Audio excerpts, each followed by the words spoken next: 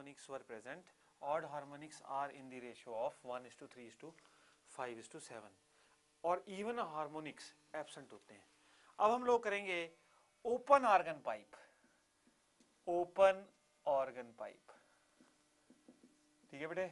अब open end organ pipe ये है, ये देखिए बेटा ओपन एंड ऑर्गन पाइप। अब मैं इसमें आपको हरियाणवी गाना सुना के दिखाऊंगा और इसके अंदर स्टेशनरी वेव्स बनेंगी, ठीक है बेटे। इसके अंदर स्टेशनरी वेव्स बनेंगी जो कि इसके अंदर ही रहेंगी और उन स्टेशनरी वेव्स की हम इक्वेशन निकालने जा रहे हैं, उन स्टेशनरी वेव्स की हम लोग इक्वेशन निकालने जा रहे हैं। रथोरी रामचंदरी तेरा मज्जा का दुब तारा तेरे मज्जा खनरी, ठीक है बेटे। तो आप लोग हरियाणा वाले हैं तो आपने ये सुना होगा इस तरह का गीत। अब यहां पर इसके अंदर स्टेशनरी वेव्स बनी है, इसके अंदर अभी अभी स्टेशनरी वेव्स बनी है, लेकिन दोनों साइड पे फ्री बाउंड्री है, यहां भी फ्री बाउंड्री है बेटे और यहां भी फ्री बाउंड्री है, ठीक है। तो मैंने आपको लोकगीत सुनाया था अभी अभी। अब देखिए बेटे, अब हम इक्वेशन निकालेंगे फिजिक्स के हिसाब से ऑर्गन पाइप की, ठीक है। अब देखो बेटा, ये हमारी ओपन एंड ऑर्गन पाइप है, this is the open end organ pipe, ये एक एंड और बेटा यहां पे इसका दूसरा एंड, ये सिलिंड्रिकल पाइप है, ओपन एंड ऑर्गन पाइप, और इसमें दोनों फ्री एंड्स हैं, फ्री एंड्स हैं। अब ऐसा बेटे, ये x इक्वल टू 0 और ये x इक्वल टू L, यानी कि L is length of the pipe, L is length of the pipe. अब देखिए बेटा, यहां से अगर वेव यहां से आई, एक वेव यहां से आई और दूसरी वेव ऐसे, ये सुपर इंपोज हो गई, ये फ्री बाउंड्री पर रिफ्लेक्शन हुई, फ्री बाउंड्री से ये, इस फ्री बाउंड्री से ये वेव आ रही है और दूसरी फ्री बाउंड्री से ये वेव आ रही है, दोनों सुपर इंपोज हुई और क्या बना, स्टेशनरी वेव्स जनरेट हो गई अंदर, ठीक है बेटे, स्टेशनरी वेव्स जनरेट हो गई। और जो यहां पर वेव्स हम ले रहे हैं वो कैसी हैं, लॉन्गिट्यूडनल वेव्स हैं, दे आर लॉन्गिट्यूडनल वेव्स। अब बेटे यहां पर नोड बना जहां पे मिनिमम इंटेंसिटी, और फ्री एंड्स पर हमेशा क्या बनेगा, फ्री एंड्स पर there will be always a antinode, ठीक है बेटे, फ्री एंड्स पर हमेशा एंटी नोड ही बनेगा। अब देखिए बेटा, एक वेव ये और दूसरी वेव ये, इस वेव की इक्वेशन लिखूंगा मैं आपके सामने, y1 is equal to a sine 2 pi by lambda into v t minus x. क्यों, ये कैसे जा रही है, ये जा रही है बेटे लेफ्ट टू राइट, तो इसकी इक्वेशन बन जाएगी a sine 2 pi by lambda into v t minus x, ठीक है बेटे। अब देखिए दूसरी equation y2 is equal to a sine 2 pi by lambda into v t plus x, into v t plus x. ये क्या है, ये बेटे कैसे जा रही है, ये राइट टू लेफ्ट जा रही है, this is going from right to left, ये राइट से लेफ्ट आ रही है और ये लेफ्ट से राइट जा रही है। इसकी इक्वेशन ये है और इसकी इक्वेशन ये है, इसमें प्लस का फर्क आ गया।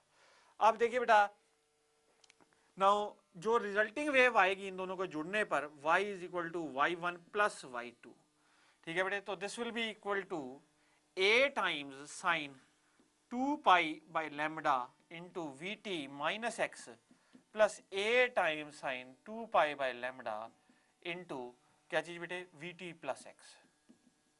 ये दोनों सुपर इंपोजिशन हो रही है वेव्स की, तो this will be equal to a common आ गया बेटे, अंदर आ गया sine C plus sine D, sine C plus sine D, ये कितना होता है 2 sine C plus D by 2, 2 sine C plus D by 2। अगर हम सी प्लस डी बाई 2 करेंगे तो एक्स एक्स कैंसिल हो जाएगा, आपके पास आ जाएगा 2 pi we T by lambda और into cos of 2 sine C plus D by 2 into cos of C minus D by 2, C minus D by 2 करोगे तो बेटा इसको इससे सब्ट्रैक्ट करोगे, ये आपके पास आ जाएगा minus 2 pi X by lambda, और कॉस ऑफ माइनस थीटा होता है, ठीक है बेटे, कॉस ऑफ माइनस थीटा जो होता है that is cos theta only, तो इसको मैं यहां से कैंसिल कर सकता हूं, यहां से मैंने इसको कैंसिल कर दिया, तो ये आपके पास आ गया y is equal to 2a sine 2 pi we T by lambda into cos 2 pi X by lambda into cos 2 by X by lambda. ये आई equation of the standing wave that is formed inside the open organ pipe. Open organ pipe में जो stationary wave बन रही है वो इस equation के जरिए बन रही है, मतलब वो उसकी इक्वेशन ये है, उसकी गवर्निंग इक्वेशन ये है बेटे। अब देखिए, अब मैं आपके साथ डिस्कस करूंगा डिफरेंट मोड्स ऑफ वाइब्रेशन जो कि हमारे इस ओपन ऑर्गन पाइप में पॉसिबल हैं, जो कि हमारे इस ओपन ऑर्गन पाइप में पॉसिबल हैं, उनकी इक्वेशंस डिस्कस करूंगा आपके साथ। अब देखिए बेटा, अगर x इक्वल टू 0 है, x इक्वल टू 0 है, cos की वैल्यू मैक्सिमम है, cos की वैल्यू मैक्सिमम है, तो इसका मतलब y जो है y इज मैक्सिमम, और x इक्वल टू l पर भी y इज मैक्सिमम। ठीक है बेटे, y is maximum at both x equal to 0 and at x equal to l। ठीक है, अब देखो बेटे, cos of 2 pi l by lambda, cos of 2 pi l by lambda is equal to plus minus 1, is equal to plus minus 1। ठीक है बेटे, तो इसका मतलब क्या हुआ, 2 pi l by lambda is equal to 2n minus 1 into pi by 2, 2n minus 1 into pi by 2। ठीक है बेटे, क्योंकि आपको पता है cos 0 1 होता है। ठीक है, सॉरी, ये होएगा बेटे 2n माइनस 1 इंटू पाई, 2n माइनस 1 इंटू पाई, या प्लस माइनस 1 है तो इसलिए यहाँ पे हो जाएगा n पाई, प्लस माइनस 1 पे n पाई हो जाएगा। ठीक है बेटे, प्लस माइनस 1 है तो अगर आप देखो n can take values, n can take values 0 1 2 3 so on, n की वैल्यूज यहाँ पे 1 2 3 आएगी। ठीक है बेटे, 1 2 3 सो ऑन, क्योंकि जीरो मोड तो है ही नहीं ना। तो 2 pi l by lambda is equal to n pi, 2 pi l by lambda is equal to n pi. तो अब आप देखिए बेटा, इसका मतलब क्या हुआ, पाई से पाई कैंसिल, तो लैम्डा कितना आ गया बेटे 2l by n, 2l by n, lambda is equal to 2l by n। अगर हम फर्स्ट मोड ऑफ वाइब्रेशन की बात करें, फर्स्ट मोड ऑफ वाइब्रेशन की बात करें, फर्स्ट मोड ऑफ वाइब्रेशन की बात करें, तो lambda is equal to 2l, lambda is equal to 2l, यानी कि l is equal to, this implies l is equal to lambda by 2, यानी कि ट्यूब में हाफ वेवलेंथ कंटेन्ड है, ट्यूब में हाफ वेवलेंथ कंटेन्ड है। ये है बेटे, ये फर्स्ट मोड ऑफ वाइब्रेशन है।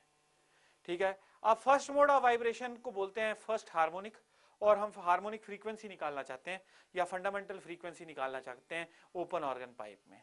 ठीक है बेटे, तो ओपन ऑर्गन पाइप में फर्स्ट मोड ऑफ वाइब्रेशन में जो फंडामेंटल फ्रीक्वेंसी बनेगी, फर्स्ट मोड ऑफ वाइब्रेशन में फंडामेंटल फ्रीक्वेंसी जो बनेगी n1 कहेंगे उसे, n1 is equal to v by lambda, यानी कि v by 2l, n1 is equal to v by 2l। ये हो गई हमारी, this is called as first harmonic, और this is called the fundamental frequency of vibration, इसको बोलते हैं फंडामेंटल फ्रीक्वेंसी ऑफ वाइब्रेशन या फर्स्ट हार्मोनिक।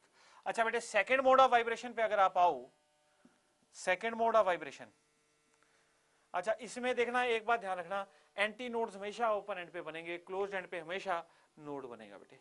ठीक है, अब देखिए सेकेंड मोड ऑफ वाइब्रेशन में you will get lambda is equal to L, lambda is equal to L, क्योंकि यहाँ पे आप डालोगे तो ये क्या हो जाएगा, lambda is equal to 2l by 2, और 2l बाई 2 करोगे तो lambda will be equal to L.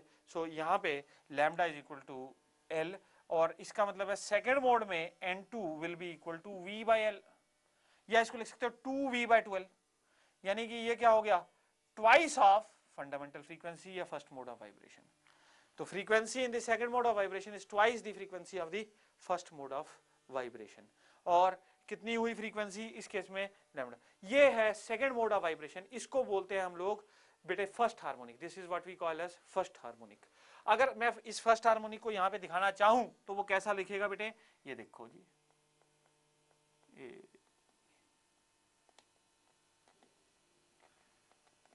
ठीक है बेटे, ये यहां पे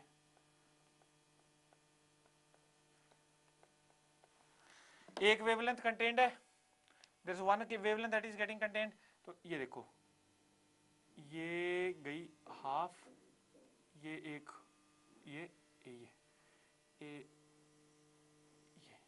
इसमें कितने एंटी नोड्स हो गए, 3 एंटी नोड्स, और नोड्स कितने बेटे, 2।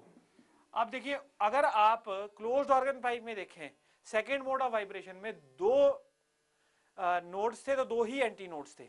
यहां पर ओपन ऑर्गन पाइप में आप देख रहे हैं सेकेंड मोड ऑफ वाइब्रेशन की बात हो रही है, लेकिन एंटी नोड एक ज्यादा है, नोड्स उतने ही हैं, दो ही नोड्स हैं और तीन एंटी नोड्स हो गए। ठीक है बेटे, तो इसका मतलब ये सेकेंड मोड ऑफ वाइब्रेशन है, इसको बोलते हैं first overtone, this is called first overtone. अच्छा, इसमें फ्रीक्वेंसी दुगनी होगी। अब थर्ड मोड ऑफ वाइब्रेशन देखेंगे बेटे। Now we will go and look into the third mode of vibration. तो थर्ड मोड ऑफ वाइब्रेशन में lambda is equal to 2L by 3. Lambda is equal to 2L by 3. So L is equal to 3 lambda by 2. L is equal to 3 times lambda by 2. यानी कि इसमें कितनी wave content है बेटे? इसमें देखिए, इसमें बेटे एक वेवलेंथ तो पूरी है और एक वेवलेंथ, एक हाफ वेवलेंथ और कंटेंट है। एक वेव पूरी है और एक हाफ वेवलेंथ कंटेंट है। ये कौन सा मोड ऑफ वाइब्रेशन है? Third mode.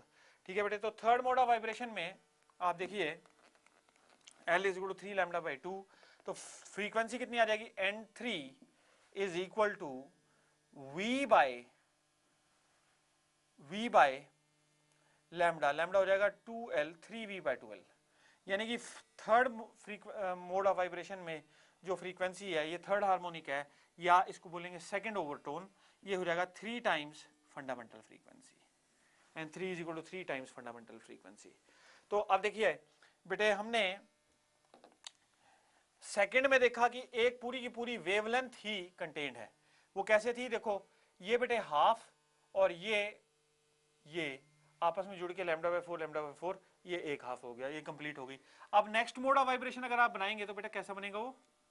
That is third mode of vibration बनाएंगे तो कैसा दिखेगा? ये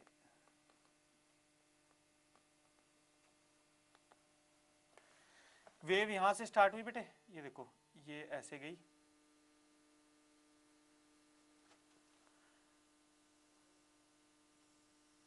ये इसमें एंटी नोड्स कितने हो गए? 2 3 4। थर्ड मोड ऑफ वाइब्रेशन में 4 एंटी नोड्स और 3 ही नोड्स हुए। देख लो बेटे, तो आप देख रहे हैं कि नोड हमेशा उतने ही हैं जितने मोड ऑफ वाइब्रेशन है, और एंटी नोड हमेशा एक ज्यादा है मोड ऑफ वाइब्रेशन से। तो ये आपका थर्ड मोड ऑफ वाइब्रेशन आया, फ्रीक्वेंसी 3 टाइम्स होगी। अब देखो बेटा, ऑड और इवन हार्मोनिक्स दोनों ही प्रेजेंट है ओपन ऑर्गन पाइप में। दी फ्रीक्वेंसीज रेशियोज, सक्सेसिव फ्रीक्वेंसीज की जो रेशियोज हैं वो कैसे हैं बेटे? सक्सेसिव फ्रीक्वेंसीज की जो रेशियो है N1 is to N2 is to N3 is to so on is in the ratio of 1 is to 2 is to 3 is to 4 is to 5 is to so on। ठीक है बेटे, तो ये हो गया क्या कहते हैं open organ pipe. This is open end organ pipe. ठीक है, next that we are going to discuss is, ये स्टैंडिंग वेव्स हमने डिस्कस करी ओपन ऑर्गन पाइप में और क्लोज्ड ऑर्गन पाइप में।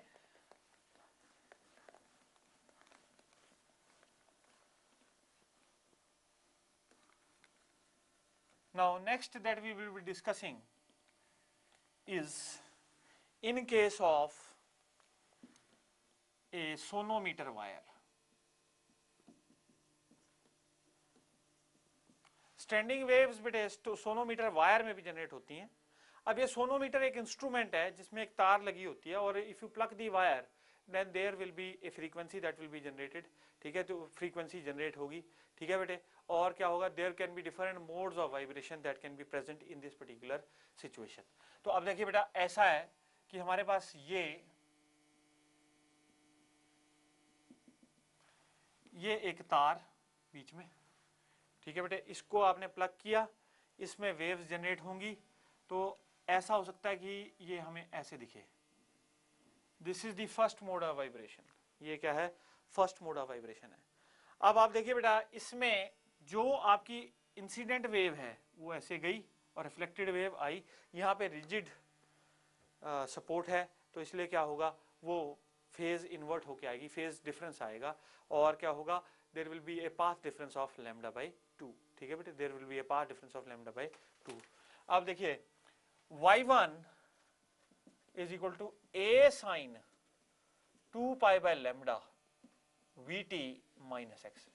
ये एंड है x इक्वल टू 0, ये एंड है बेटे x इक्वल टू l। ये एंड है, एक एंड है x इक्वल टू 0 और एक एंड है x equal to l।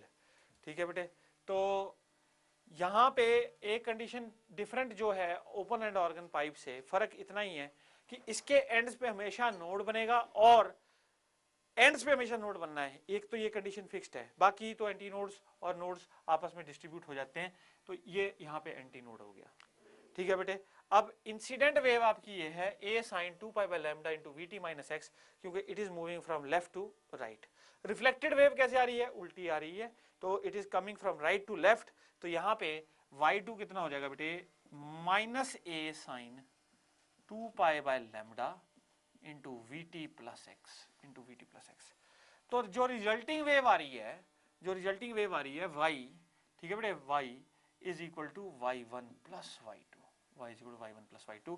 So resulting wave y is equal to a sin 2 pi by lambda into vt minus x minus a sin 2 pi by lambda into vt plus x। अब आप देखो बेटे, ये हो जाएगा a times sine 2 pi by lambda vt minus x minus sine 2 pi by lambda into vt plus x. ठीक है बेटे, अब देखिए ये हो गया a टाइम्स, ये sine c minus sine d है, this is sine c minus sine d।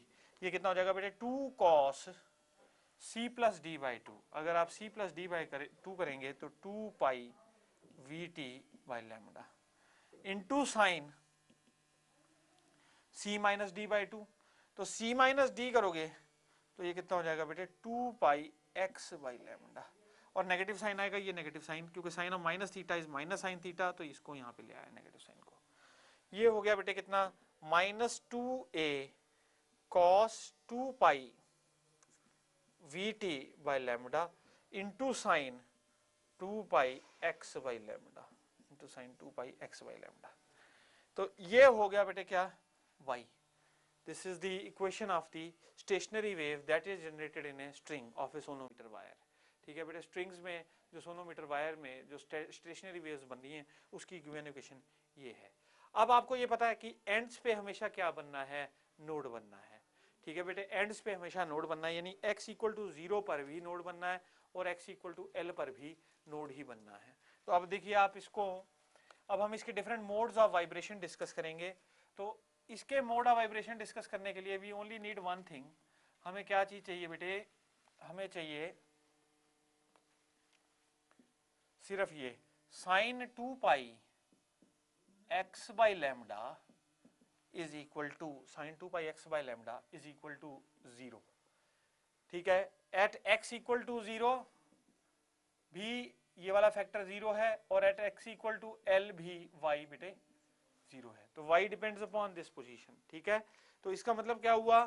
Sign of 2 pi l by lambda, 2 pi l by lambda is equal to 0। So this implies that sine 2 pi l by lambda is equal to n pi। 2 pi l by lambda is equal to n pi। 2 pi l by lambda is equal to n pi। ठीक है बेटे, अब आप देखो पाई से pi cancel हो जाएगा, तो आपके पास फिर दोबारा से लैम्डा कितना आ जाएगा? 2l by n। Again lambda will be 2l by n। तो again the principal modes of vibration will be different, but जो मोड्स बनेंगे वो अलग अलग से दिखेंगे। तो अब देखो n can take values, n क्या क्या वैल्यूज ले सकता है बेटे? n can take values 1 2 3 4 5 6 so on. ठीक है बेटे, तो first harmonic, now what will be the first harmonic? ठीक है, या principal mode of vibration, first mode of vibration या फर्स्ट हार्मोनिक किसके बराबर होगा बेटे? That will be lambda will be equal to 2l। तो फंडामेंटल फ्रीक्वेंसी होगी n1 equal to v by 2l। तो फर्स्ट मोड ऑफ वाइब्रेशन के हिसाब से आप देखो तो हाफ वेवलेंथ कंटेन्ड है, इसमें आप देखिए हाफ वेवलेंथ कंटेन्ड है, क्रेस्ट कंटेन्ड है। ठीक है बेटे, तो ये हाफ वेवलेंथ, ये फर्स्ट मोड ऑफ वाइब्रेशन हो गया। प्रिंसिपल फ्रीक्वेंसी या फंडामेंटल फ्रीक्वेंसी कितनी होगी बेटे? v by 2l। अगर आप सेकेंड मोड ऑफ वाइब्रेशन पे जाओ, सेकेंड मोड वाइब्रेशन पे, यानी कि फर्स्ट ओवरटोन। ठीक है बेटा, क्या आएगा? First overtone. तो इस केस में लैम्डा किसके बराबर हो जाएगा बेटे? एल के बराबर, यानी N2 को आप लिख सकते हो 2 टाइम्स N1। ठीक है बेटे, यानी कि सेकंड मोड में या फर्स्ट ओवरटोन की जो फ्रीक्वेंसी है that will be equal to twice the fundamental frequency, वो दुगनी है फंडामेंटल फ्रीक्वेंसी के। और इस केस में एक पूरी वेवलेंथ कंटेन्ड है, तो धागे की पूरी लेंथ में एक वेवलेंथ कंटेन्ड है because lambda is equal to L. तो इसमें अगर आप बनाओगे फोटो बेटे, ये स्टैंडिंग वेव की ऐसी बनेगी। इसमें नोड्स कितने हो गए? 3 नोड्स हो गए और एंटी नोड 2। अब बेटे जब हम स्ट्रिंग में ले रहे हैं ना, या सोनोमीटर में ले रहे हैं स्टेशनरी वेव्स, तो उसमें आप देखेंगे कि जो एंटी नोड्स होंगे वो मोड ऑफ वाइब्रेशन के जितने ही होंगे। जैसे सेकंड मोड था तो 2 ही एंटी नोड्स हैं, लेकिन जो नोड्स हैं वो कितने हो गए? इंक्रीज हो गए, नोड एक ज्यादा है। ठीक है बेटे, ओपन ऑर्गन पाइप में एंटी नोड ज्यादा थे, यहाँ पे क्या है? नोड ज्यादा है और एक ज्यादा है। ठीक है बेटे, तो ये हमने we have discuss the second mode of vibration, that is the first overtone. अच्छा बेटे, अगर हम बात करें अब थर्ड मोड ऑफ वाइब्रेशन, तो थर्ड मोड ऑफ वाइब्रेशन में क्या है? The frequency N3 is equal to 3 times N1। तो फंडामेंटल फ्रीक्वेंसी के 3 टाइम्स होगी, तो 3v/2l होगी। ठीक है बेटे, this can be written as 3v/2l। Third mode of vibration यदि आप बनाओगे तो वो कुछ ऐसा दिखेगा बेटे, एक पूरी वेव और एक हाफ, ये हो गई। तो इसमें 3 ही एंटी नोड हो गए, लेकिन 4 नोड्स बनेंगे, 1 2 3 4। ठीक है बेटे, और आप देखिए इसमें भी जो फ्रीक्वेंसी सक्सेसिव फ्रीक्वेंसीज हैं, सो ऑन आप देख सकते हैं, और फ्रीक्वेंसीज और मोड्स ऑफ वाइब्रेशन, ये सेकंड ओवरटोन भी कहते हैं same. N1 is to N2 is to N3 is so on करते करते करते बेटे it is equal to 1 is to 2 is to 3 is to 4। ये क्या है?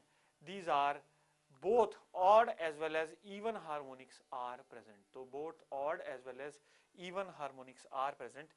इस केस में भी अगर आप क्या ले रहे हैं? सोनोमीटर वायर ले रहे हैं, तब भी जो फ्रीक्वेंसीज हैं, सक्सेसिव फ्रीक्वेंसीज हैं, तो फंडामेंटल मोड्स आर, तो उनमें क्या है? ऑड और even harmonics both are present.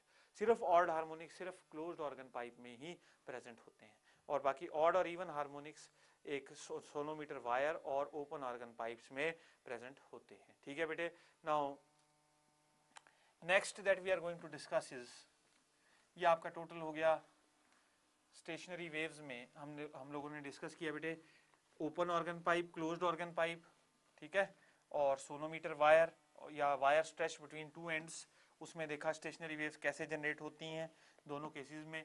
अब हम लोग डिस्कस करेंगे बेटे resonance tube. Now we will be discussing a resonance tube. Resonance tube बेटे ऐसा होता है, अगर दो साउंड्स की फ्रीक्वेंसी मैच कर जाए और दोनों की दोनों, ठीक है बेटे, दोनों की दोनों साउंड्स की फ्रीक्वेंसी जो है वो मैच कर जाए किसी पॉइंट ऑफ टाइम पे, तो हमें ऐसा सुनाई देता है, we hear a large sound, हमें एक लाउड साउंड सुनाई देती है, we hear a loud sound. ठीक है बेटे, अब देखो रेजोनेंस ट्यूब का प्रिंसिपल बड़ा सिंपल है। अगर बेटे एक मेरे पास एक हॉरिजॉन्टल ट्यूब हो ऐसे, ठीक है, अगर मेरे पास एक हॉरिजॉन्टल ट्यूब हो ऐसे, और इसमें बेटे पानी डाल रखा हो मैंने, इसमें पानी भर रखा हो, तो ये इतनी लेंथ की एक क्या बिहेव करेगी? क्लोज्ड ऑर्गन पाइप बिहेव करेगी। इसमें पानी भर दिया तो क्या है, ये यहां तक पानी अगर सपोज आपने भरा है, तो ये इतने लेंथ की क्या करेगी? क्लोज्ड ऑर्गन पाइप की तरह बिहेव करेगी। अब हमारे पास एक ट्यूनिंग फोर्क लाए हम, ठीक है बेटे, लेट अस से इसकी फ्रीक्वेंसी हम लोग निकालना चाहते हैं। Suppose we want to find out the frequency of this tuning fork, इसकी फ्रीक्वेंसी हम निकालना चाहते हैं। तो बेटा ऐसा है, आप इसमें से पानी सपोज करो ऑल्टर कर सकते हो, कम ज्यादा कर सकते हो। यहाँ पे हमने नलका दे दिया या कोई ओपनिंग दे दी, यहाँ से पानी कम ज्यादा भरी हुई है पूरी, और धीरे धीरे हम इसका पानी कम कर सकते हैं। ठीक है, और तो अगर पानी कम करोगे आप, तो what will happen, the length of the organ pipe that is getting generated will increase, length of the organ pipe क्या हो जाएगी, बढ़ती जाएगी उस पर्टिकुलर सिचुएशन में। आप देखिए बेटा, इसकी फ्रीक्वेंसी तो एफ है, इसको आपने एक बार हिला दिया तो साउंड शुरू होगी, इसमें से वेव्स जाएंगी और इसमें स्टेशनरी वेव्स की फॉर्मेशन होगी, इसमें स्टेशनरी वेव की फॉर्मेशन होगी, ठीक है बेटे। अब रेजोनेंस ट्यूब में क्या होता है कि एट ए पर्टिकुलर लेंथ, इस किसी एक पर्टिकुलर लेंथ पे what happens, the frequency of the sound waves that are emitted from the, जो कहां से एमिट हो रही हैं, जो इस ट्यूब में जनरेट हो रही हैं, उनकी फ्रीक्वेंसी और इसकी फ्रीक्वेंसी मैच कर जाती है, तो साउंड वेव्स, जो रिजल्टिंग साउंड वेव्स आती हैं वो लाउड आती हैं, दे आर लाउडर, ठीक है बेटे। तो अब देखिए, जो रेजोनेंट फ्रीक्वेंसी है, इसका मतलब क्या हुआ, जो फ्रीक्वेंसी थी ट्यूनिंग फोर्क की, वो किसको बैलेंस कर गई है, दैट हैज बैलेंस्ड दी, किसको बैलेंस कर गई है, वो फ्रीक्वेंसी सेम हो गई है as the resonant frequency of this closed end organ pipe. तो अब इस पाइप की लेंथ मान लो L1 लेंथ पे रेजोनेंस हो जाती है, यानी कि जो ट्यूनिंग फोर्क की फ्रीक्वेंसी है और जो इस क्लोज्ड ऑर्गन पाइप की अंदर जो स्टैंडिंग वेव्स जनरेट हो रही हैं उनकी फ्रीक्वेंसी है, वो आपस में क्या कर गई है, मैच कर गई है। तो आप देखिए F will be equal to V by 4 L1, F will be V by 4 L1, ठीक है बेटे। नाउ आप क्या करते हैं, दोबारा से इसको फिर ऑल्टर करते हैं, यानी कि यू चेंज दी लेंथ, इसको कम करते हैं, तो आप देखते हैं कि भी दोबारा दोनों फ्रीक्वेंसीज फिर दोबारा मैच करती हैं, यानी कि ट्यूनिंग फोर्क और इसकी फ्रीक्वेंसी, और वो मैच करती हैं बेटे सपोज कीजिए L2 लेंथ पर। तो उस केस में जो F हो जाएगा that will be equal to 3V by 4 times L2, that is the second equation, this is equal to second equation, ठीक है बेटे, that is equal to 3V by 4 times L2। अब आप देखिए इस पर्टिकुलर सिचुएशन में, अब बेटे L1 और L2, तो आप यहां देखिए L1 can be written as V by 4F, L2 can be written as, हम ये देखना चाहते हैं कि लेंथ्स का डिफरेंस क्या होगा, सक्सेसिव लेंथ्स का क्या डिफरेंस होगा जब उनकी फ्रीक्वेंसीज मैच कर रही हैं, यानी कि रेजोनेंस हो रही है। तो आप देखिए इसमें L1 is equal to V by 4F, L2 is equal to 3V by 4F and so on, ठीक है बेटे। तो अगर आप V is equal to n lambda, so lambda is equal to V by frequency, lambda is equal to V by frequency, so L1 can be written as lambda by 4 or L2 can be written as 3 lambda by 4, L2 can be written as 3 lambda by 4। तो L2 minus L1 difference in length कितना हो गया बेटे, 3 lambda by 4 minus lambda by 4, यानी कि lambda by 2। अगर आप third resonance length निकालते तो वो आती 5 lambda by 4, again L3 minus L2 would have been क्या चीज 5 would have been 5 lambda by 4 minus 3 lambda by 4, that is again lambda by 2, यानी कि सक्सेसिव लेंथ्स डिफरेंस जिनमें की रेजोनेंस हो रही है they differ by half the wavelength. वो किससे डिफर करते हैं, they differ by half the wavelength, यानी कि L2 minus L1 L3 minus L2 successively क्या हो गया, that is having a difference of lambda by 2। तो यानी कि वेवलेंथ ऑफ द वेव जो अंदर जनरेट हो रही है that is equal to 2 times difference of length, 2 times difference of length. ये बेटे रेजोनेंस ट्यूब का प्रिंसिपल है, this is the principle for the resonance tube, ठीक है बेटे। तो आपको सक्सेसिव लेंथ्स अगर दी हो तो you can again find the difference that is lambda by 2, उनके बीच में जो डिफरेंस है लैम्डा बाई 2, और वहां से आप क्या निकाल सकते हो, वेवलेंथ निकाल सकते हो। ये हमारी रेजोनेंस ट्यूब है। तो उसमें क्या हो जाता है, फ्रीक्वेंसी डिफरेंट पॉइंट्स पे जो फ्रीक्वेंसी है रेजोनेंट हो जाती है जो एक्सटर्नल ट्यूनिंग फोर्क है उसकी फ्रीक्वेंसी के साथ में, ठीक है, इट मैचेस, ठीक है बेटे। तो ये हो गया रेजोनेंस ट्यूब, और यहाँ पे हमारा स्टेशनरी वेव्स जो टॉपिक है we have discussed in detail, और टोटल डिस्कशन मैंने स्टेशनरी वेव्स का आपके साथ कर लिया।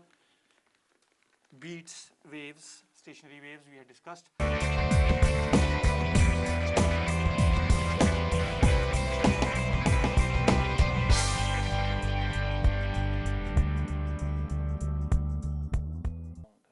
discussing now effect of sound.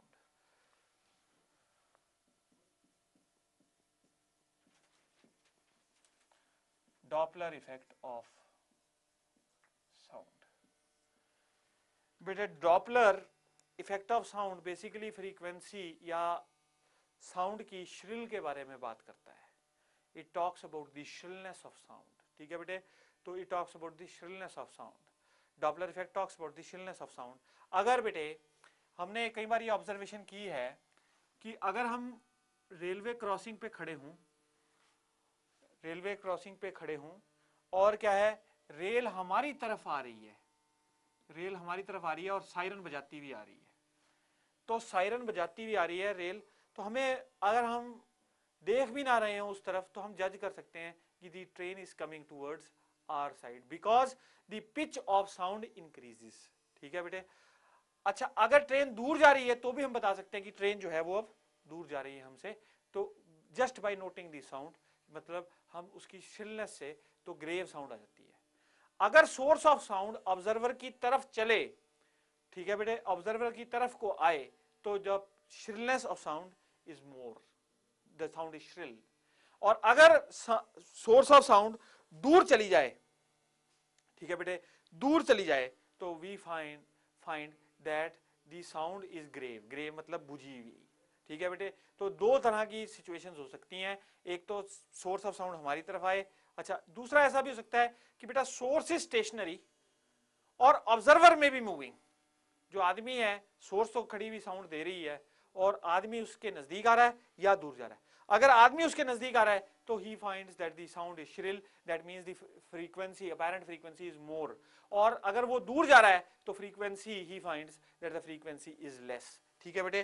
तो ये दोनों पॉसिबिलिटीज हैं. अब हम इसमें देखेंगे, we will find out the apparent frequency of sound. हम लोग क्या करेंगे, अपैरेंट फ्रीक्वेंसी ऑफ साउंड निकालेंगे दोनों सिचुएशंस में.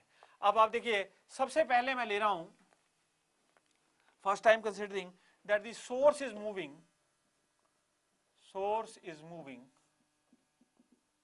towards a stationary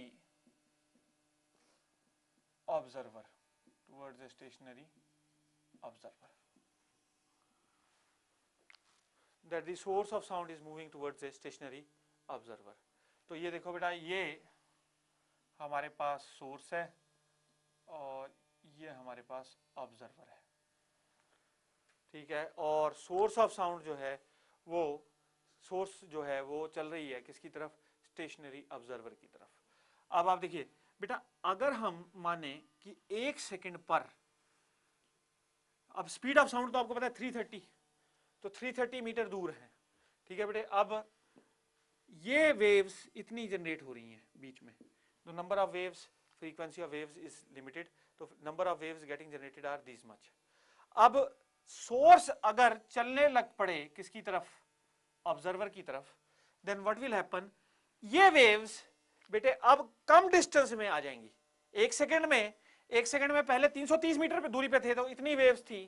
अब अगर ये सोर्स आगे चली गई, एक सेकंड में फर्ज कीजिए इतनी चली गई, तो ये सारी वेव्स, जितनी वेव्स हैं, 1 2 3 4 5 6 7, सातों की सात वेव क्या आ गई बेटे, 1 2 3 4 5, 1 2 3 4 5 6 7, ये सातों की सातों वेव्स कहां आ गई, V माइनस VS में समा गई, V माइनस VS में आ गई.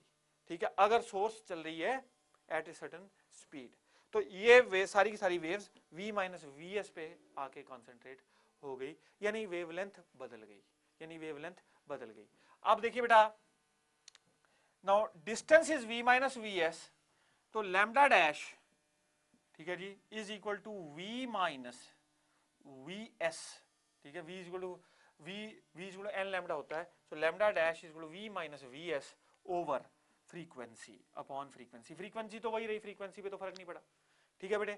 नाउ अपैरेंट फ्रीक्वेंसी हम लोग निकालना चाहते हैं.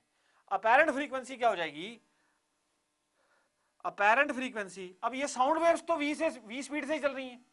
ठीक है बेटे. तो apparent frequency n dash will be equal to V, ठीक है बेटे, V over lambda dash, v over lambda dash, क्योंकि वेवलेंथ बदल गई तो अपेरेंट फ्रीक्वेंसी हमें ये महसूस होगी। वेवलेंथ क्यों बदली? क्योंकि सोर्स चल दी और सारी की सारी वेव्स अब इतने रीजन में आ गई। ठीक है बेटे, तो इसलिए n dash apparent frequency will be equal to v over lambda dash.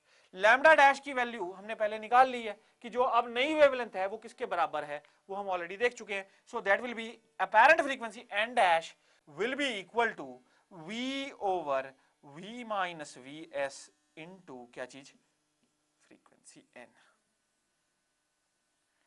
तो अगर सोर्स चल रही है तो आप देखिए डिनोमिनेटर कम हो गया, डिनोमिनेटर यदि कम हो गया तो फ्रीक्वेंसी क्या हो गई, ज्यादा। सोर्स टुवर्ड्स द ऑब्जर्वर चल रही है तो v over v minus v S into n हो गया। अगर source is moving towards the observer, source is moving towards the observer, away from the observer, ये तो टुवर्ड्स था, अवे होगा तो वेव्स जो अपेरेंट फ्रीक्वेंसी होगी n dash will be equal to v over v plus V S into n, यानी कि apparent frequency will be small, apparent frequency will be small in this particular case. तो ये हुआ बेटे analysis अगर source is moving towards a stationary observer in the Doppler effect of sound.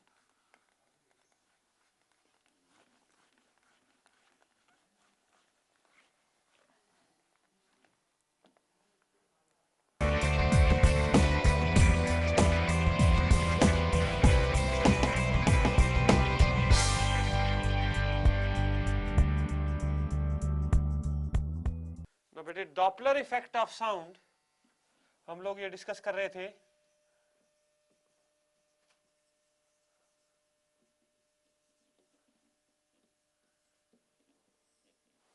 इसमें हमने एक source of sound moving towards stationary observer का case discuss किया था और उसमें अपेरेंट फ्रीक्वेंसी देखी थी, जो साउंड की अपेरेंट फ्रीक्वेंसी है वो बढ़ जाती है।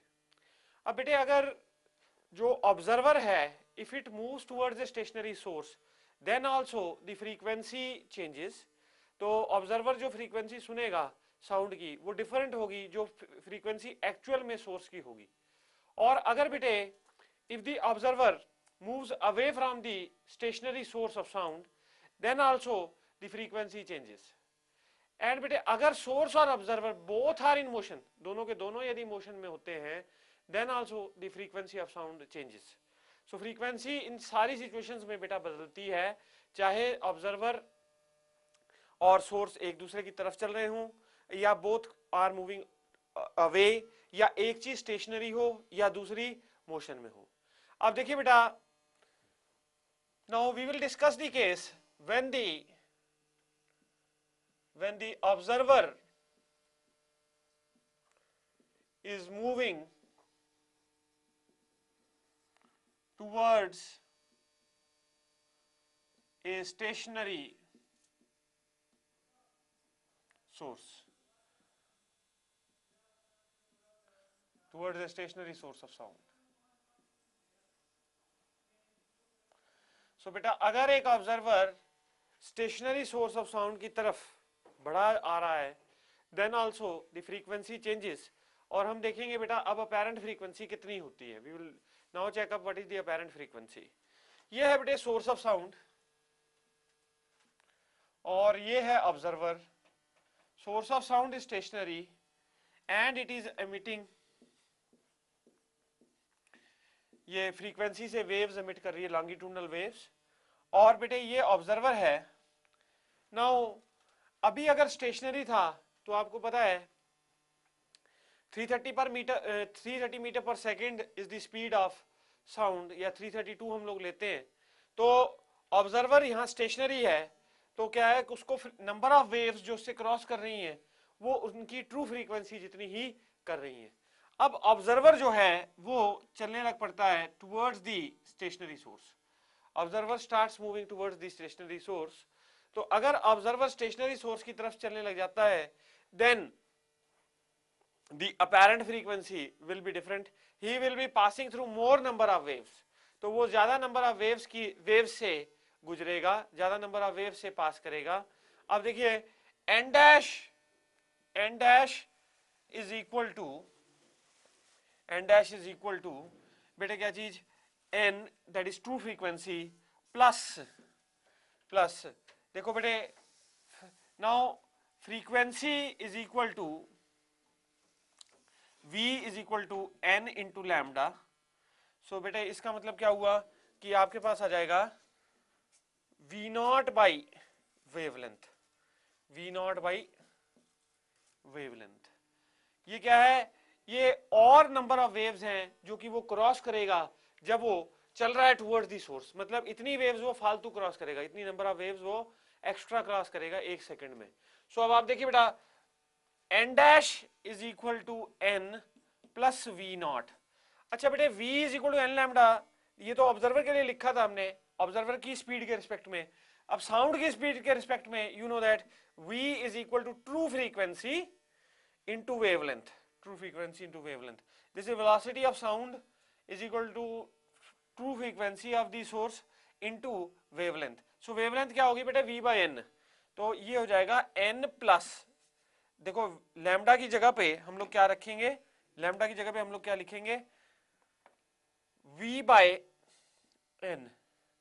तो ये हो गया बेटे आपके पास v plus v observer by v into n apparent frequency।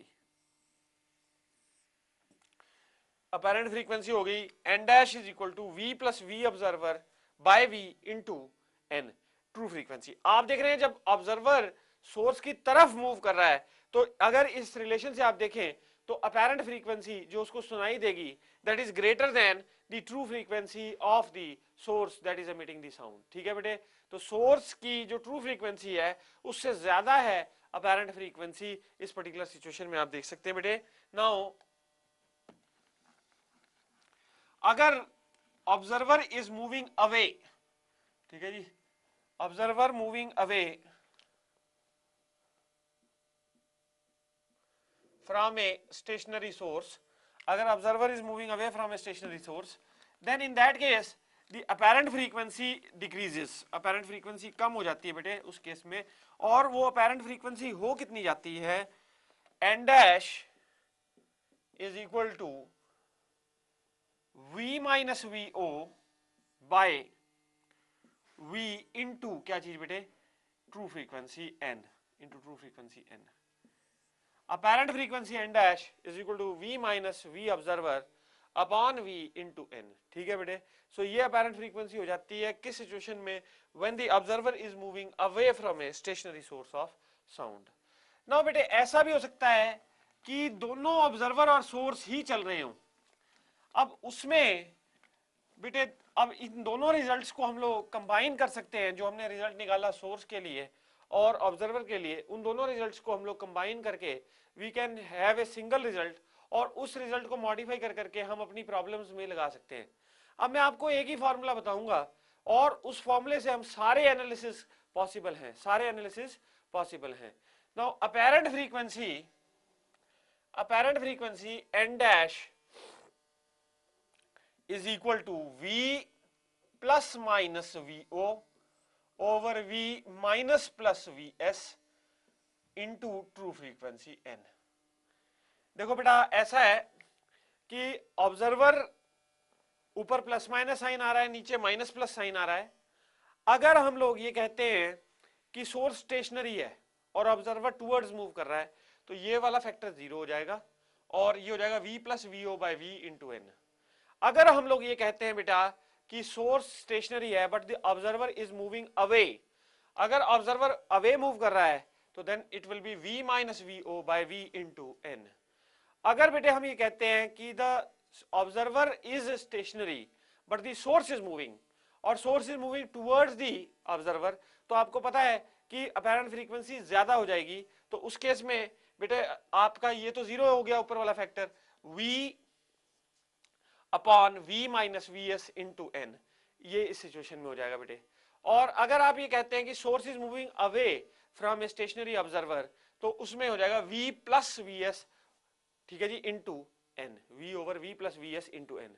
सो अगर दोनों ही मूविंग टूवर्ड्स ईच अदर है, if the source and observer are moving towards each other, तो बेटा अगर सोर्स और observer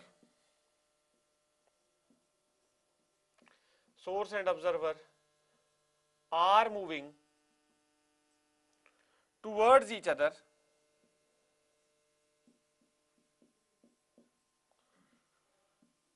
source and observer are moving towards each other, then n dash is equal to v plus vo over v minus vs into n. और बेटे if the source and observer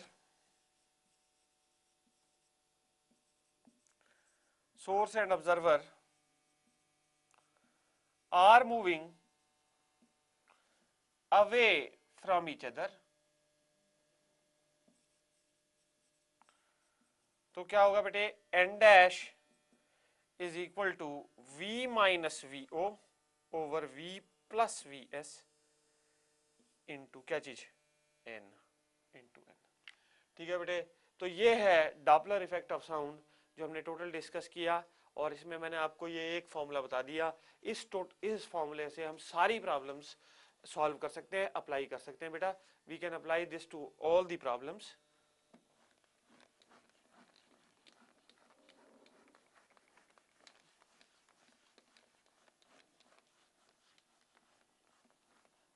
A few selected questions.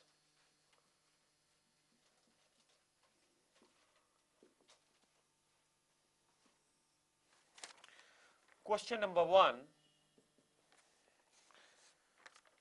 What is the speed of longitudinal waves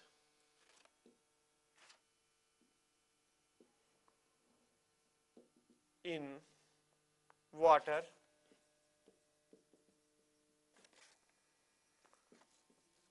what is the speed of transverse waves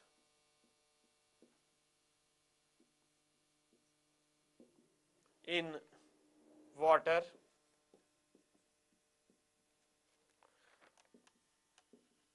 bulk modulus of water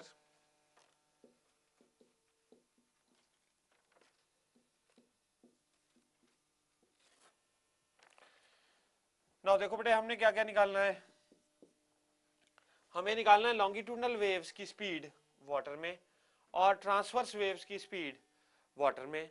तो बेटा हमें bulk modulus water का रखा है, तो आप देखो लॉन्गिट्यूडनल वेव्स की स्पीड निकालने के लिए वी हैव द फार्मूला। तो लॉन्गिट्यूडनल वेव्स की स्पीड निकालने के लिए we have the formula that is equal to square root of bulk modulus of water over density of water, that is equal to 2.3 into 10⁻9 upon 10 की power 3। ठीक है बेटे, 2.3 into 10 की पावर 9 ओवर 10 की पावर 3 अंडर द रूट, और ये हो जाएगा बेटे कितना, दिस विल बी 1.5 इंटू 10 की पावर 3 मीटर पर second. This is the first equation. अच्छा बेटे दूसरी में हमने ट्रांसवर्स वेव्स की स्पीड निकालनी है पानी में।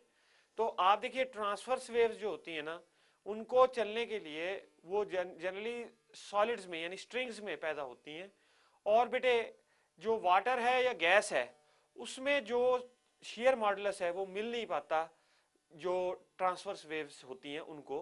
तो ट्रांसवर्स वेव की स्पीड अगर हम वाटर में पूछी जा रही है हमसे तो दैट इज 0, तो वो कितनी होगी 0। So B part is the speed of transverse waves in water will be 0। ठीक है बेटे, first question.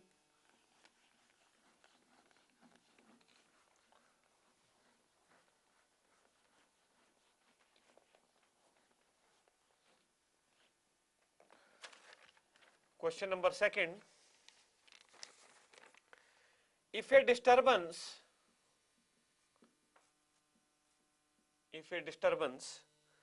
has a frequency of 40 hertz what is the wavelength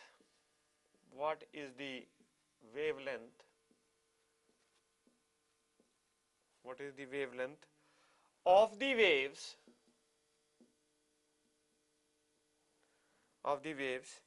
it produces in A part an aluminum rod B part, a copper rod,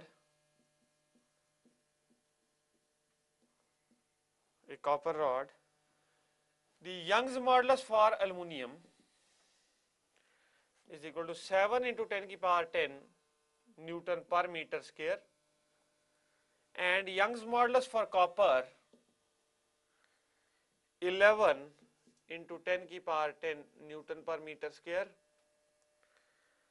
The density of aluminium is equal to 2.7 into 10 की power 3 kg per meter cube, and the density for copper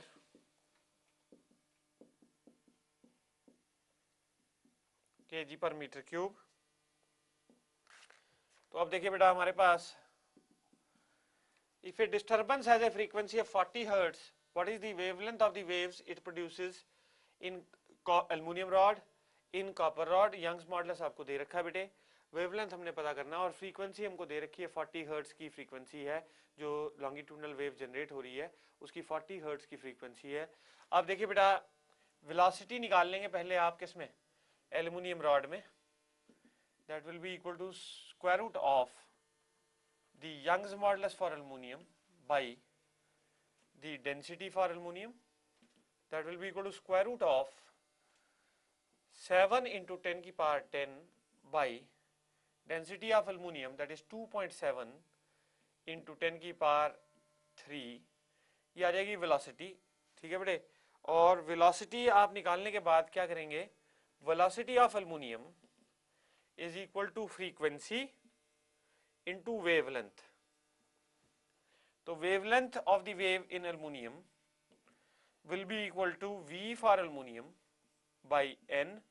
ठीक है बेटे, V for aluminium by N. तो velocity आपके पास है और उसको divide कर देंगे 40 से, तो ये बेटा आपके पास आंसर जो आएगा that is 1.27 into 10 की पावर 2 मीटर्स. ये आ जाएगी wavelength of the wave in aluminium. और बेटे अगर आपने कॉपर के लिए निकालना हो तो कॉपर के लिए हम क्या करेंगे, पहले वेलोसिटी निकाल लेंगे कॉपर के लिए. So V copper is equal to Young's modulus for copper upon density of copper. Identically then we will find the wavelength for copper. तो wavelength for copper will be V for copper upon frequency N. ठीक है बेटे, तो यहां से आपका solution हो जाएगा. सो ये प्रॉब्लम सेकंड हो गई. और जो वेवलेंथ आएगी कॉपर में वो आएगी बेटा 88 मीटर. वेवलेंथ कॉपर में आएगी 88 मीटर. Next third problem.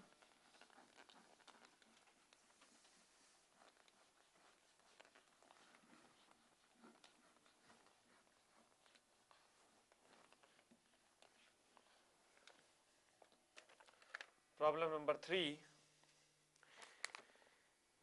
इसका फर्स्ट पार्ट है बेटे, a transverse wave, a transverse wave has a wavelength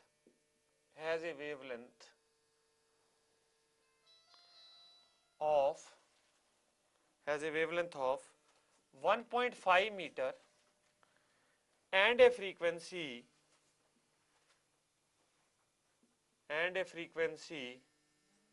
of 20 hertz.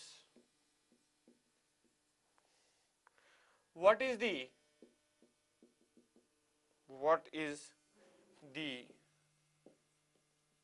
wave speed? Second part, red light has a frequency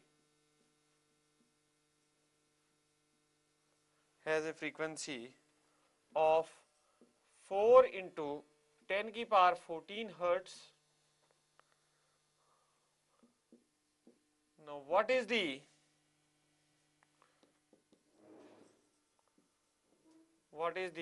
wavelength of this light in vacuum.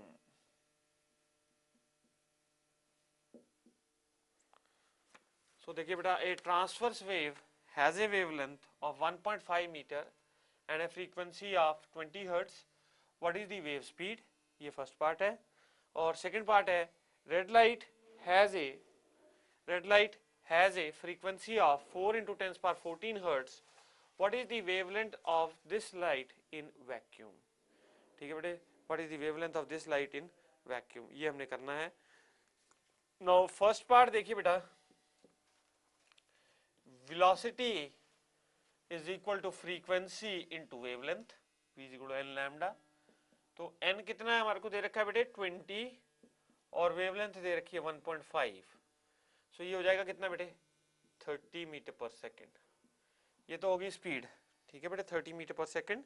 और second part में हमसे कह रहा है red light has a frequency of 4 into 10 power 14 hertz. What is the wavelength of this light in vacuum? देखो बेटा red light की जो स्पीड होगी that is equal to 3 into 10 power 8 metre पर सेकेंड इन वैक्यूम. सो आपके पास frequency दे रखी है तो आपने क्या निकालना है बेटे? You have to find the wavelength. So v is equal to n lambda और यहाँ पे आपने क्या निकालनी है बेटा? वेवलेंथ निकालनी है v by n 3 into 10 power 8 by 4 into 10 power 14. 4 into 10 power 14. So ये आप अगर सॉल्व करते हैं बेटे so this will be 7.5 into 10 power minus 7 metre. Answer आएगा 7.5 into 10 power minus 7 metre. Next बेटे फोर्थ क्वेश्चन देखेंगे अब.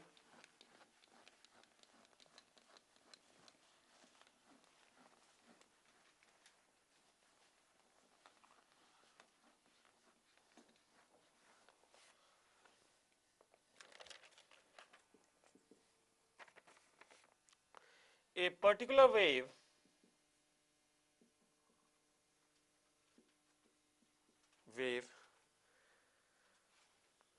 is given by y is equal to 0.200 into sine 0.500 into x minus 8.20 into t. Find a part, the amplitude of the wave,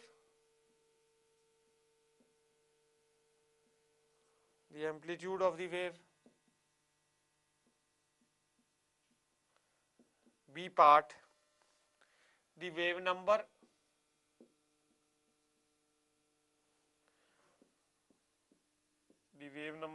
C part, the wavelength,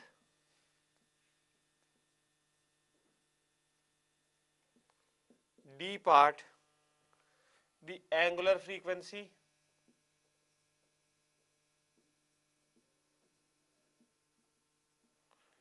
E part, the frequency,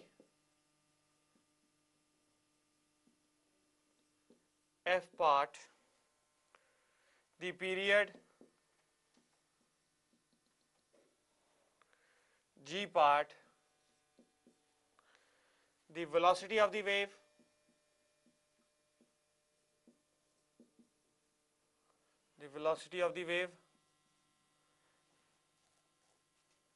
and H part, displacement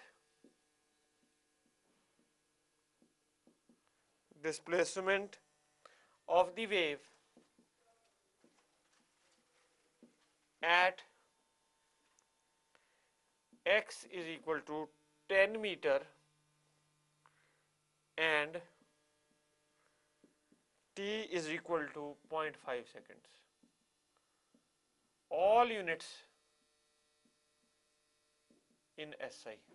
ये है बेटे हमारे पास एक particular wave है and it is given by y is equal to 0.2 sine of 0.5 into x minus 8.2 into T.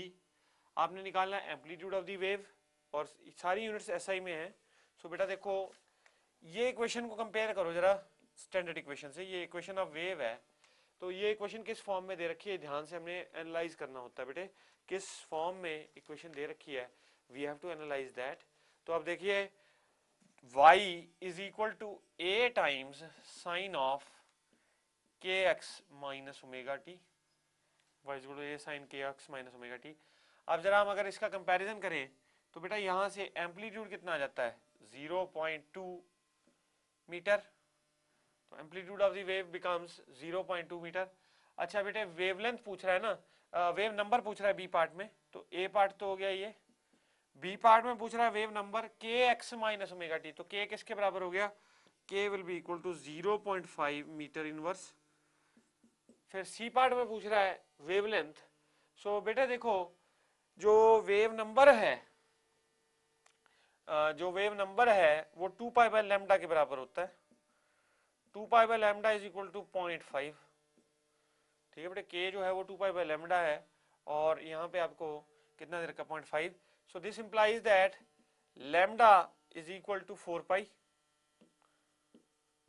ठीक है बेटे, lambda is equal to 4 pi, lambda is equal to 2 pi by 0.5 और ये कितना हो गया 4 पाई हो गया। नेक्स्ट बेटे डी पार्ट है द एंगुलर फ्रीक्वेंसी।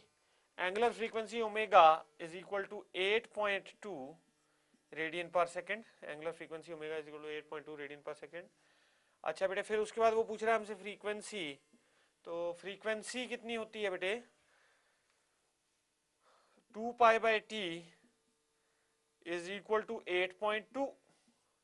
ठीक है बेटे, या 1 बाय टी इज फ्रीक्वेंसी, तो n is equal to, this implies n is equal to 8.2 upon 2 pi. ये आई बेटे क्या चीज, ई पार्ट में आपसे पूछा गया था फ्रीक्वेंसी, फ्रीक्वेंसी निकाल दी। अच्छा फिर हमने नेक्स्ट देखना बेटे टाइम पीरियड, तो टाइम पीरियड कितना हो जाएगा 2 पाई बाई 8.2, ये टाइम पीरियड हो गया बेटे। जी पार्ट में पूछ रहे हैं velocity of the wave, so wave की velocity, so v is equal to n into lambda. So ये हो जाएगा बेटे, लैम्डा आपने निकाला है 4 पाई, सो n कितना है 8.2 बाई 2 पाई इंटू लैम्डा कितना है बेटे 4 पाई, ये 2 हो जाएगा, ये कितना हो जाएगा बेटे 2 टू द 4 16.4 मीटर पर सेकेंड। अच्छा बेटे ये आ गई G part the velocity of the wave. H part कह रहा है the displacement of the wave at X equal to 10 and T equal to 0.5 second. So Y is equal to बेटा 0.2 डिस्प्लेसमेंट पूछी गई है, तो साइन ऑफ क्या चीज, साइन ऑफ 0.5 इंटू क्या चीज बेटे into T, T is into x, x is 10 minus 8.2 into 0.5, ये आ जाएगा बेटे 5 माइनस 5 में से ये सब्ट्रैक्ट कर देंगे और ये रेडियंस की वैल्यू टेबल से देख लेंगे। ठीक है बेटे, और सॉल्व कर लेंगे। ठीक है बेटे, ये हो गया आपका सारे पार्ट्स। तो ऐसे इक्वेशन बेस्ड क्वेश्चन भी हमारे को आते हैं बेटे।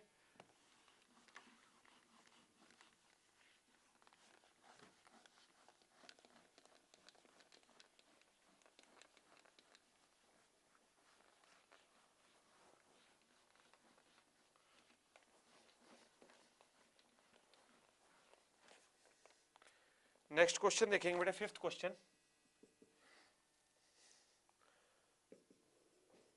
Two sources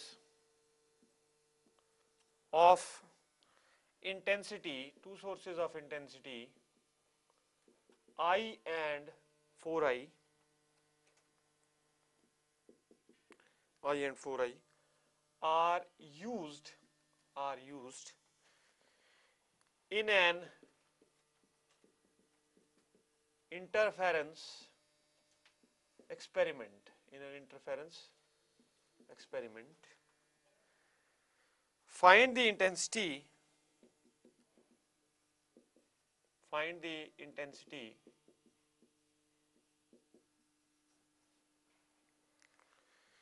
at the points at the points where the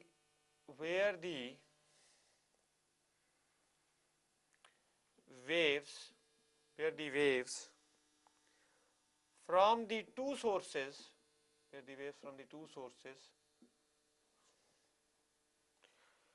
superimpose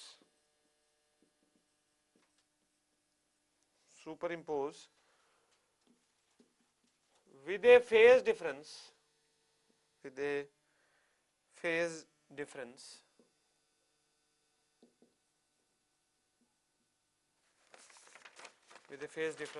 of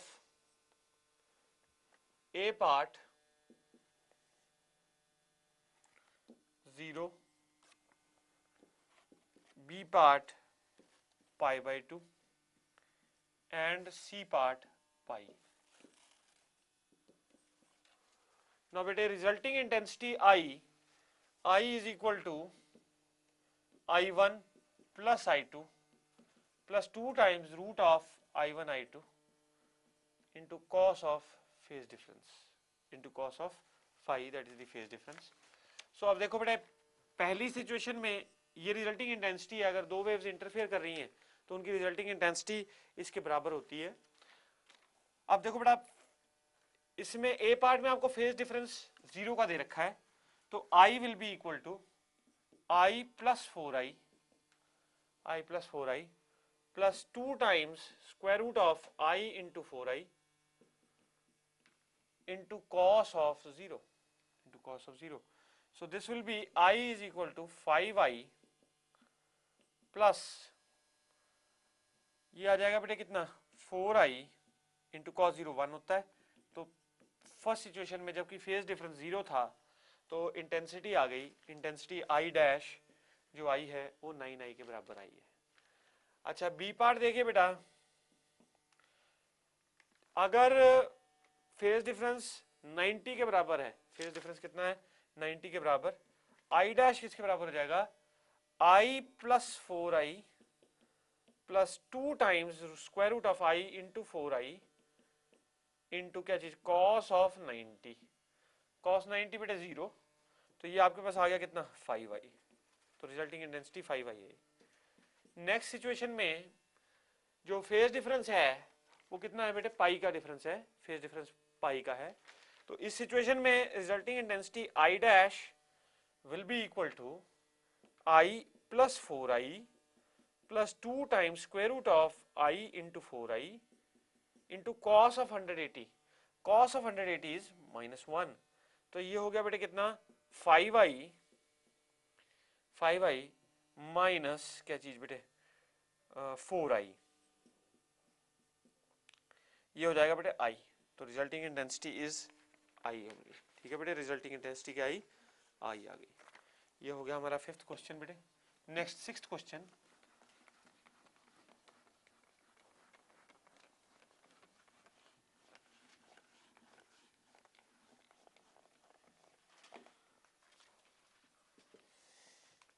A 1 meter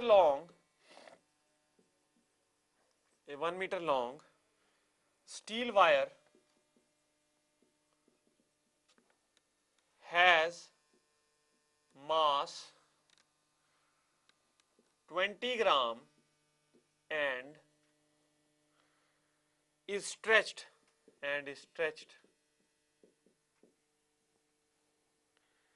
with a force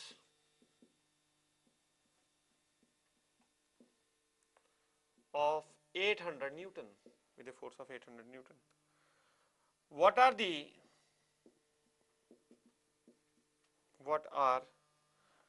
frequencies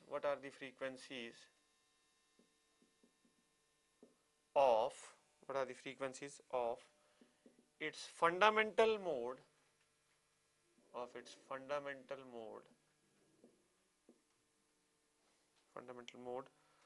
of vibration and the next three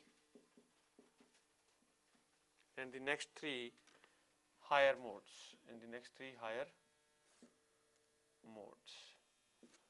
ना बेटे सोल्यूशन देखेंगे इसका। ऐसा बेटे लेंथ जो है that is equal to 1 metre, that is given to us. Mass of the wire हमको दे रखा है 20 ग्राम, यानी कि 20 इंटू 10⁻³ किलोग्राम।